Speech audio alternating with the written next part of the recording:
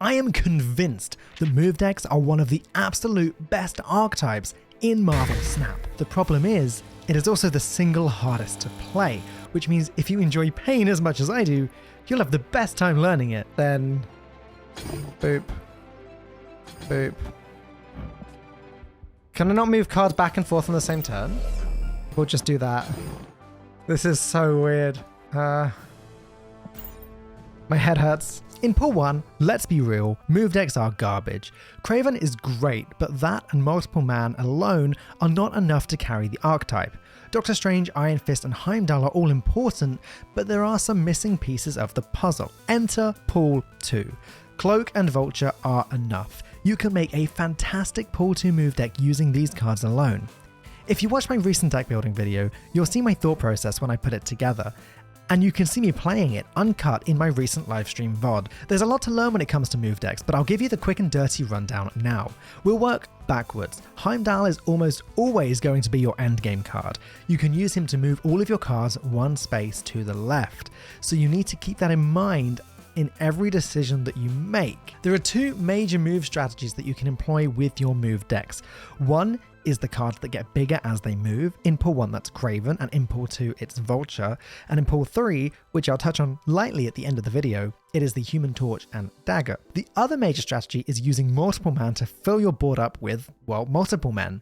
Multiple man creates a copy where he started every time that he's moved.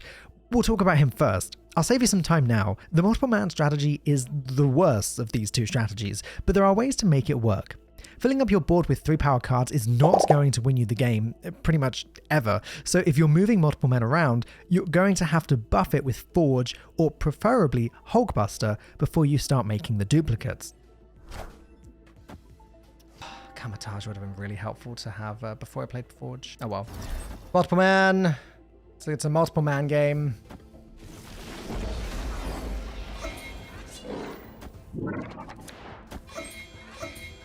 Nah, we're gonna lose the left lane, aren't we?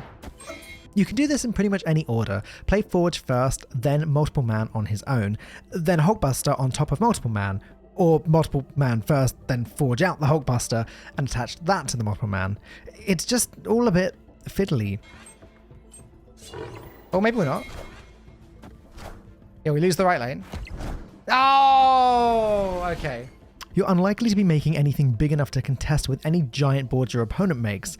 When you realize that even a board full of 5 power cards often just isn't enough to win, you realize that you need to think bigger.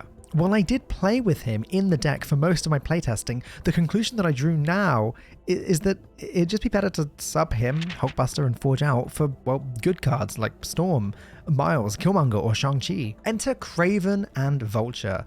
These cards get absolutely huge very easily. Once you're playing with Iron Fist, Cloak, Doctor Strange and Heimdall, there are plenty of ways to move the cards around, and honestly, Vulture and Kraven both have the potential to get bigger, faster than most cards in Marvel Snap. Vulture can regularly be seen going up to 18 power on its own, and Kraven, if used correctly, can even get larger than that. It takes a while to get to grips with this, but the general strategy is to use Cloak to move Kraven to that location, and then move as many other cards as you can after him on the same turn. This will cause Kraven to get the buff immediately from the other cards moving to his location, as he got there first. When you later use Heimdall to move everything to the left, once again, as long as Kraven is moved before the other cards, in other words, as long as he's in the top left corner of his location, he will gain all of the buffs, even if the other cards are moved on the same turn. Opponent's stacking all of his stuff on the right, so we win.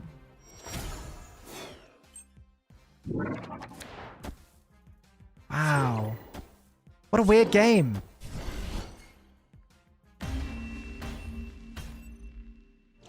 With Vulture, it's a lot more straightforward. Just make sure you can move it as many times as possible. I like to start with him on the far left, then use Doctor Strange or Cloak to move him to the far right, and finally Heimdall to move him again to the middle or to the left. If you're relying on Kraven and Vulture to win the game, it's important to try to separate them into separate locations by the end of the game so that you can comfortably win 2 different lanes. Frankly, you'll only really learn by doing, but manipulating full locations and managing your resources with Heimdall within reason can get you pretty much anything wherever you want, with a bit of planning of course. No. Well, this way we keep a Hulk on the right, which is probably good. It's a negative.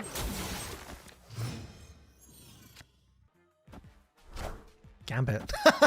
Oh no. Okay, that's fine. That's fine. That's fine. Sort of. Wait, we're in! What? I'll touch on Pool 3 briefly before moving on to some extremely helpful tips. Pool 3 opens the move decks up a little by introducing the Human Torch and Dagger, though I've personally found the Human Torch is a little inconsistent, just due to how popular Killmonger is at the moment. Gather here, one way or another. Oh, okay. Human Torch has a weakness. Pretty big weakness. Killmonger. I don't think it's wise right now to rely too much on 1-drops for your end game. Dagger, however, is great. You can also use other Pool 3 tools like Polaris, Arrow, and Magneto to move enemy minions around, to stack them for your Dagger, and to buff your Kraven further. I've also found that it's really easy to dominate one lane, usually the left one. A cheeky Omega Red can then be used to give your other locations just that little bit of extra firepower. Here's the deck I've ended up with, and climbed very comfortably with, from Infinite 101 to Infinite 108. In just the space of a couple hours. All right, I'm going to do a very quick breakdown where I go through every card and explain why it's in the deck. Some of them are going to be a little more obvious than others, so bear with me as we go through the basics. Iron Fist, it's your standard move card. Yeah, it's not amazing, but for a 1-drop, it's pretty good, and there's a lot of hidden utility there, as I talked about in the video. Dagger, it's your Pool 3 powerhouse. I'm not running Human Torch because, again, it's just a little bit too weak against Killmonger, but Dagger is not. Dagger is insanely strong, and if you use her sensibly and move her to positions where your opponent already has cards, she is going to get out of control. Goose is actually the latest addition to the deck, and the reason I'm playing Goose is because I think it just locks the opponent down and is worse for the opponent than it is for me. A lot of the cards that I'm playing, a lot of my powerhouses are 1, 2, and 3 cost cards anyway, so as long as I plan ahead and don't put Goose in the lane where I'm going to end up wanting to put Heimdall, it's usually going to be okay. Not to mention, I can just slap Goose in the left lane, and even if I don't then play anything there later, Heimdall's going to move stuff into the left location, and I'm probably going to win it anyway. This is the newest tech. I'm not 100% tested on this yet, but I'm pretty enthusiastic about it. Kraven, again, standard move card. You can't really run a move deck without this card. It's insanely strong, and you can find it in Pool 1. Cloak, equally extremely strong. You can't really run a move deck without this card. Storm is a little bit like Goose. I'm running it mostly as a disruption for my opponent. I believe that she's going to affect them worse than she affects me, especially if I'm aiming for the left lane with Storm. If I aim for the left lane, it's going to be fine because Heimdall is going to allow me to push cards there anyway, which means I'll win that lane regardless. Doctor Strange, standard move card, probably the weakest of the cards that actually move other cards, honestly. It can be a little bit tricky to use Doctor Strange sometimes. It's a lot weaker than Cloak, but for now, good enough to stay in the deck. Killmonger, great for moving my own Iron Fist out of the way, great for moving raptors or squirrels that appear on my side of the board out of the way, and just great to disrupt my opponent and deal with whatever they're doing.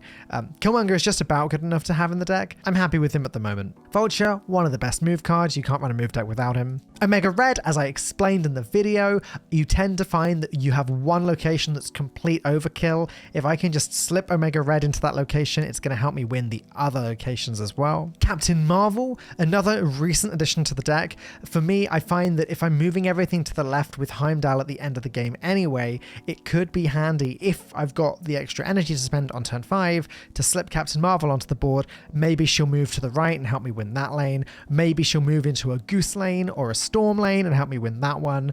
She has a lot of utility in general. She fits in this deck nicely. And finally, Heimdall. I don't really need to explain this one. You're going to be playing it in every move deck you ever run. It's your big endgame card. Now the part you've been waiting for, the tips. Move decks are certainly brain bending and you'll lose a lot of games as you get used to it. Focus first on learning fully how Heimdall works and memorize what order your cards move from one location to the other in. Little hint, top left card moves first, then top right, then bottom left, then bottom right. This is vital for calculating where things will end up at the end of the final turn. Doctor Strange moves all of your highest power cards to his location. If you can get 2 cards with the same attack and move them both, it's ideal, especially if one of those 2 cards is Kraven and if Kraven was played before the other. Iron Fist is a bit of an odd card in this deck.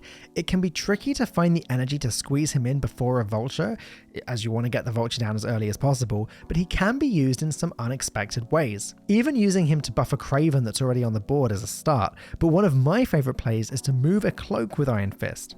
Cloak's ability remains where he was originally played, which means the following turn you can move 4 cards into an empty location, potentially buffing Kraven 3 times. That same Kraven will later get another huge buff when you use Heimdall. If you do decide to play multiple man, make sure that you start by putting him on the right location, then copy him to the middle before finally moving him to the left with Heimdall. As you make copies each time you move him, you don't want to be clogging up the left location with multiple men. Save that for the final turn with Heimdall. Taskmaster, that's pretty big. 0, that's fine. I think we went by enough, don't we?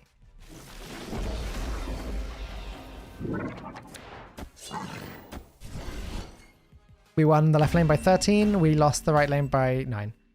Wow, what a game to end on. What a game to end on. And my final tip is, seriously, just play this. You'll be garbage with it at first, as was I, but the payoff when you start to feel good with the deck is unlike any learning curve I've had playing Marvel Snap. I intend to climb to Infinite on day 1 of the new season with this deck over on Twitch, so go drop me a follow there if you'd like to be in on the action. I'm guaranteed to have one huge lane. It's just about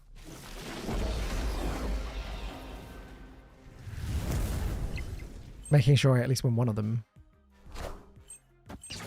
Oof. Oh, and now I don't get to draw anything. That sucks. Wait. Maybe we do win. Maybe I do win. He can't activate Hazmat again. just fill up the board with Widow's Bites. What beats me here? Blue Marvel doesn't beat me. Mr. Fantastic doesn't beat me. Claw here doesn't beat me. Because we tie the right lane. We win the left lane by more than he wins the middle lane. What beats me? No, nothing. Okay, clearly nothing beats me. So Heimdall here means that moves there, that moves there, that moves there, that moves there. We lose the right lane, but we should win the middle and left lanes. I mean, it depends how big my opponent can get, but we get pretty big ourselves here. We demolish the middle lane. We lose the right lane. It really depends where his random cards get summoned.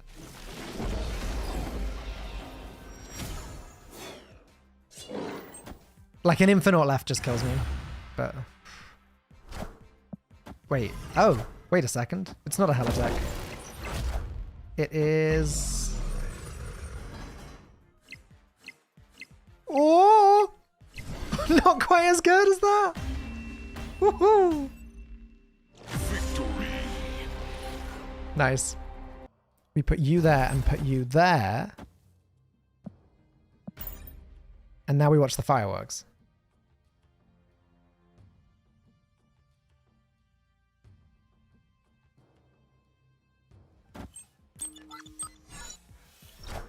The only problem is Dagger doesn't get very big. And I don't think Vulture gets to move again. Maybe I should just remove the Human Torch from this deck. Every time it gets big, it gets Killmongered.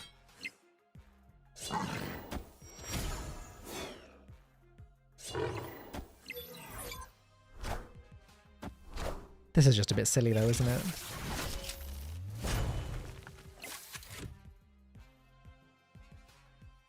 This is just a bit silly. Oh, nice. Kraven. I actually forgot until Raven said that Kraven gets buffed when my opponent's cards move. So I put that there. That moves there. Yeah, that's good. There's just no way my opponent wins this. It's possible technically, but I mean, I guess with this play we do lose the right lane. But we end up with so much in the middle. We end up with 9, 13, 21, 24, 25, 26. +2 for each card my opponent plays here. And I don't think my opponent can buff this left lane. Oh, Polaris. Does that even hurt me? It hurts me like slightly, but not even remotely enough to actually win in the game.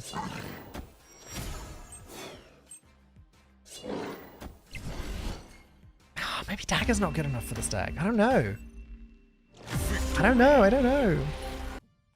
I know that I didn't get to move anything with Iron Fist, and this whole game's been a bit of a mess, but...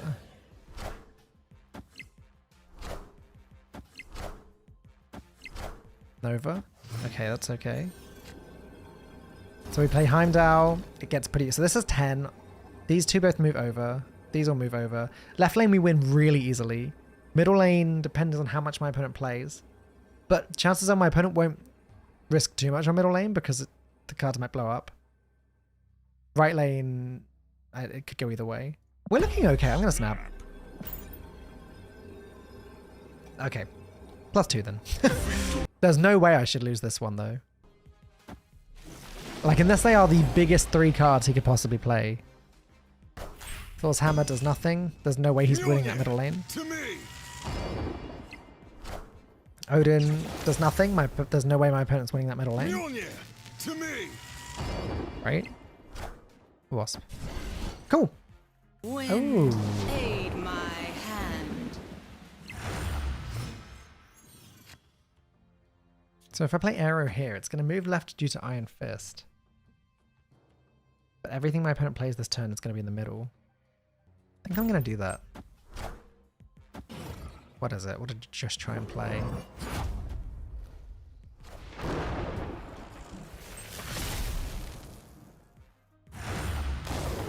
So I'm going to aim to try and win the left and middle lanes. That's pretty big. That's a lot of power in the left. Oh, my opponent retreated. Nice! So we're going to go, boop, boop. Then boop, boop. Can I not move cards back and forth on the same turn? I should be able to move this you there and then you there, right? No, I can't do that. Okay. Fine. We'll just do that. So weird, dude. This is so weird. My head hurts.